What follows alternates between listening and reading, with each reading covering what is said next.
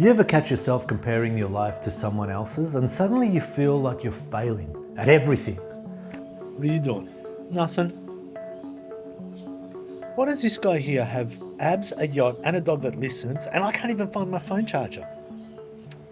Yeah, let's fix that. Today we're talking about comparison, the unofficial sport of the 21st century. No one signed up, no one trained, but somehow we're all competing like Olympic athletes. And the medals, anxiety. And here's the promise. By the end of this video, you'll stop comparing yourself to others and maybe, brace yourself, feel content. Content? Imagine that. Happiness without buying a Lamborghini from a guy who calls himself Coach. Coach, my ass. You're comparing your behind the scenes to someone else's highlight reel. And it's not fair. It's not a fair fight. Nobody posts the real stuff, you know, the arguments, the insecurities, the crying in the car at Bunnings car park. No. I'm completely screwed. See what I did? You thought I was going to pull up a screw, but instead I pulled up a screwdriver because that's how screwed I am. People post the wins, the perfect moments, filtered, posed, staged, and sometimes taken on a holiday 3 years ago. They're posting like life is a movie trailer, you know? And you're watching it like it's a documentary. Stop doing that. You're not failing or falling behind. You're just looking at curated propaganda. If you're gonna compare, compare to you. Last year's you, last month's you, yesterday's you. That's the only competition that isn't rigged. Because sideways comparison is like racing someone who's been training for 10 years, while you've been training by occasionally lying down. I got dressed and now I'm finished.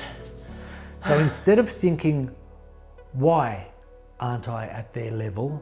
Try, am I 1% better than past me? Small, boring wins. No applause, no ticker tape parade. Oh? Just quiet progress. It's the most underrated feeling in the world. Most people don't actually know what they want. So sit down and write your enough list. Not what society thinks you should want, not what your mate Dave wants when he suddenly gets abs and a crypto portfolio. You. What is enough for you to feel fulfilled? Could be good health, people you love, work that means something, creativity, contribution, a life with a purpose, and maybe your own parking spot if you're feeling fancy. My own parking spot?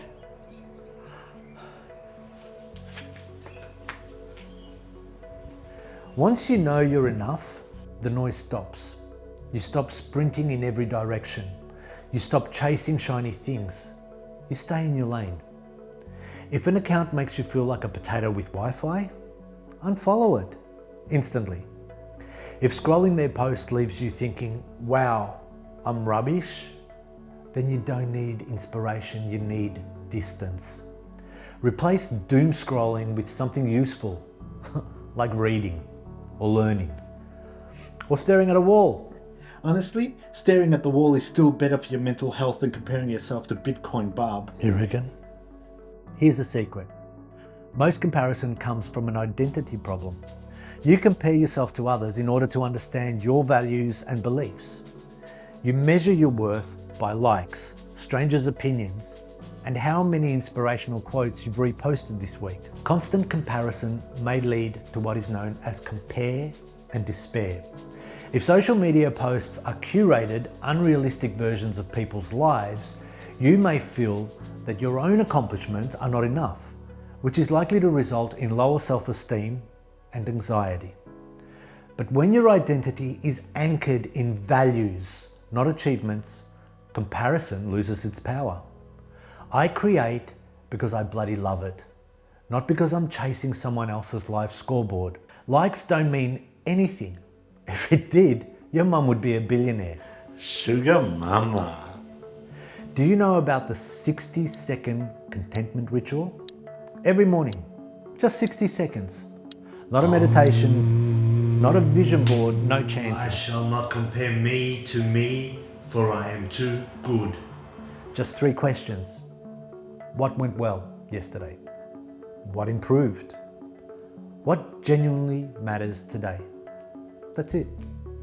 You don't need incense or a monk or a $4,000 mindfulness retreat. Just a moment of clarity. Do that for a month and you'll feel lighter than your bank account after tax time. If this helped, hit like. Apparently the YouTube algorithm needs constant emotional reassurance. Comment below one thing you're proud of this month. I read all of them, even the weird ones. All right, especially the weird ones. And grab the free guide in the link below. It's basically therapy but cheaper and without a waiting list. See you in the next one.